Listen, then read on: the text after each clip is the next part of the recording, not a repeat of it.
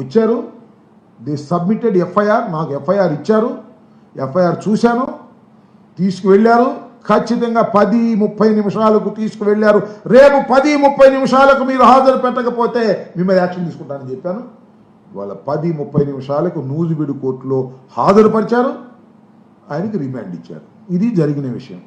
దీనికంట నేనేదో సవాల్ చేశానంట, ఆ సవాలుకి పోలీసులు వచ్చి విరోచితంగా పట్టుకెళ్లారని ఒక కథ చెబుతుంది హోంమంత్రి గారు. నేను చూసి నేను ఆశ్చర్యం వేసి, అసలు నీకు ఏం చెప్తున్నారా మన పోలీసులు, మీ డిపార్ట్మెంటు?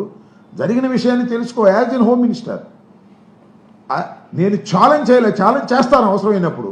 నేను ఇన్ఫర్మేషన్ ఇచ్చా, మీరు అక్కడ ఇక్కడ పట్టుకెళ్ళి కొట్టాలని ప్రయత్నం చేస్తున్నారు, కస్టోడియల్ టార్చర్ చేయాలని ప్రయత్నం చేస్తున్నారు. ఇద్దరిని ఇప్పటికే చేశారు, రవీందర్ని అలాగే మన సుధారాన్ని మీరు చేశారు. మావాడిని కూడా అలా చేయాలని మీరు అనుకుంటున్నారు.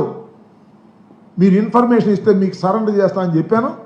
వాళ్ళు ఇన్ఫర్మేషన్ ఇచ్చారు, ఎఫ్ఐఆర్ కాగితం నాకు ఇచ్చారు. తీసుకెళ్ళి వాళ్ళు రేపు ఇవాళ 10:30కు నూజివీడి కోర్టులో పొడిచ్చేశారు. మా అడ్వకేట్స్ ఆర్గ్యూ చేశారు, అయినా కూడా రిమాండ్ ఇచ్చారు. That's legal process, will face in the court. ఇలాంటి పిచ్చి అబద్ధాలు చెప్తావేమ్మా హోంమంత్రిగా ఉన్నావు, నాకు అర్థం కాలేదు.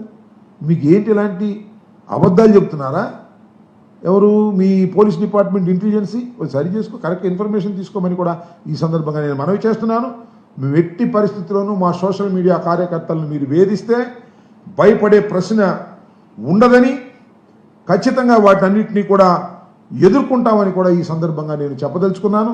చంద్రబాబు లాంటి వ్యక్తులు, నీచ స్వభావం కలిగిన వ్యక్తులు, రాజకీయాల్లో పదవి కోసం ఏ కార్యక్రమానికైనా దిగజారేటటువంటి వ్యక్తి, ప్రజలను చీట్ చేసినటువంటి వ్యక్తి నారా చంద్రబాబు నాయుడు గారు జగన్మోహన్ రెడ్డి గారి లాంటి వ్యక్తిత్వం ఉన్నటువంటి మాజీ ముఖ్యమంత్రి మీద మాట్లాడేటటువంటి నైతిక అర్హత లేదు, గుర్తుపెట్టుకోమని మనవి చేస్తున్నా.